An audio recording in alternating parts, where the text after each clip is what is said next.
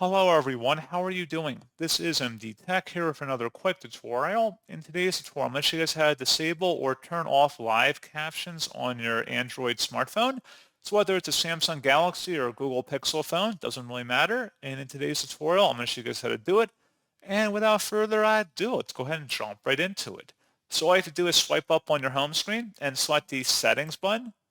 You want to go down and select the sound and vibration button or tile. Scroll down again underneath live caption and open that up. And in order to disable live caption, just toggle the use live caption oval to the off position. And that's all you have to do. So pretty straightforward process, guys. And as always, thank you for watching. I do hope that I was able to help you out. And I do look forward to catching you all in the next tutorial. Goodbye.